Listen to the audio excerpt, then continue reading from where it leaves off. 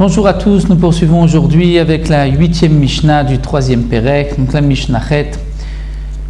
Et là, nous commençons la Avoda, le service de Yom Kippourim, c'est-à-dire la Avodat Hayom, le service du jour, ce qui est différent des autres jours de l'année, puisque comme nous l'avons vu jusque-là, il s'agissait du Korban Tamid, qui est un Korban quotidien et que nous retrouvons tous les jours de l'année. Là, le Kohen Gadol va donc commencer le service du jour, comme c'est marqué dans la paracha de Acharemot. Dans Acharemot, la Torah ordonne au Kohen Gadol d'acheter de son argent un taureau. Il devra acheter un taureau et un haïl, un bouc.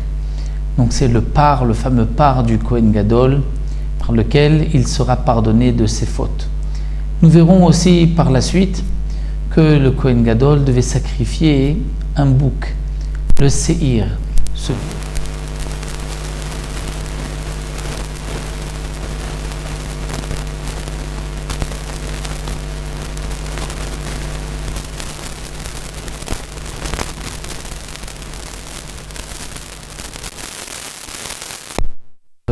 aspergé dans le Kodesh HaKodashim, dans le Saint des Saints, comme nous allons le voir donc dans les Mishnayot qui suivent. Donc tout d'abord, la Mishnah nous dit Balo etzel paro. Le Kohen Gadol va maintenant se rendre chez son taureau, c'est-à-dire le taureau qu'il a acheté, qui a été acheté de son argent.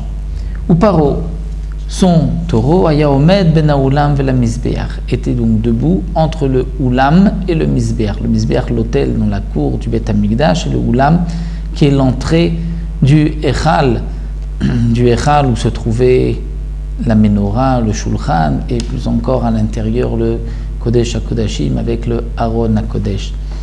Donc le taureau se trouvait entre le Oulam et la Mizbeah, Rocho Ladarom. Le taureau, sa tête était du côté sud, ou Panav, les Ma'arav, mais son visage était tourné vers l'ouest.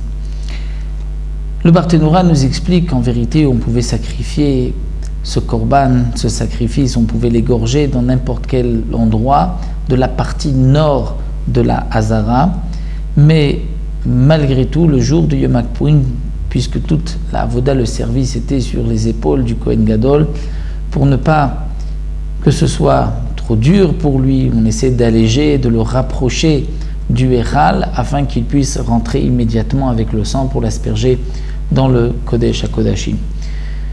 Donc le taureau était ainsi dirigé, et là encore le Barthénoura nous explique qu'on aurait peut-être dû mettre la tête dirigée vers l'ouest, c'est-à-dire vers le Echal, et le taureau donnerait dos au Misbéach.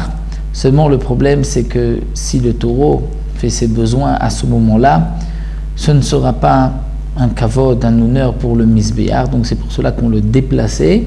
Mais malgré tout, on tournait sa tête vers le Maharav, vers l'ouest, c'est-à-dire vers le Kodesh HaKodashim, puisque le Beth Amikdash, l'entrée était à l'est, et on se dirigeait vers l'ouest pour arriver au Kodesh HaKodashim. Et donc là, le Kohen Gadol, Somer Shte Yadav Alav, il posera ses deux mains sur le taureau, ou mitvadé, et il va faire le vidou, il va se confesser. Vekach Aya Omer, et c'est ainsi qu'il dira. Donc toute cette partie est bien sûr reprise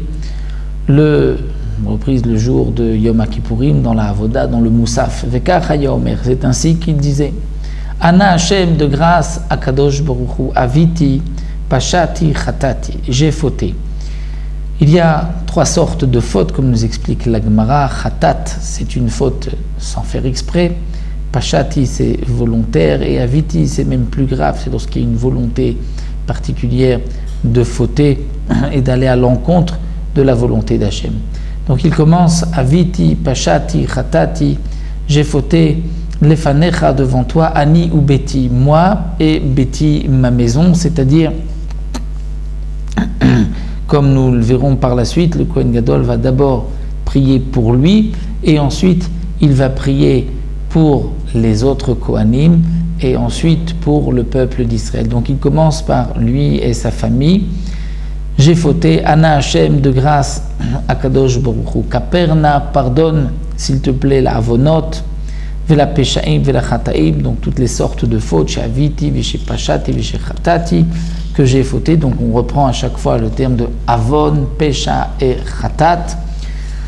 Lefanecha moani ubeti, moi et ma famille, kakatu beturat Moshe avdecha, comme c'est marqué dans la Torah de Moshe ton serviteur. Ki bayom azeh, ce jour-là, yechaper alechem, sera pardonné sur vous, pour vous, les ta'er etrem, pour vous purifier, mikol chatotechem, de toutes vos fautes, lifne Hashem, devant Akadosh Baruch Hu tit'aru, vous serez purifiés. Vehen onim achara, c'est-à-dire que les Kohanim qui étaient présents, le peuple qui entendait le Kohen Gadol prononcer le nom de Dieu, le Shem HaMeforash, devait se prosterner, Yobet Hamikdash, se prosterner, donc il s'allongeait sur la Hazara, face à terre, Venonim Acharav, et répondait après lui, Baruch Shem Kevod Malchuto Leolam Vaed, béni soit le nom de son règne, Leolam Vaed à jamais, puisque dans le Bet Hamikdash, comme nous le savons, on ne répondait pas non plus Amen dans le Bet Hamikdash, mais on disait Baruch Shem Kevod Malchuto Leolam Vaed. Donc lorsque le Kohen Gadol prononçait le nom d'Hachem, les Bnei Israël, les Kohanim, les Bnei Israël qui l'entendaient se prosternaient tous dans la Hazara. C'est pour cela que aujourd'hui encore, au moment du Moussaf, lorsqu'on mentionne la Avoda du Kohen Gadol, on a l'habitude aussi de se prosterner au moment où on rappelle que le peuple lui aussi se prosterne. Donc là, nous avons vu le vidouille sur le par, sur le taureau, et ensuite nous verrons la suite dans les Mishnayot qui suivent, et nous allons parler tout de suite dans la Mishnah tête, nous verrons le sujet des Shnei Seirim, des deux boucs, donc ça nous laisserons pour la prochaine Mishnah.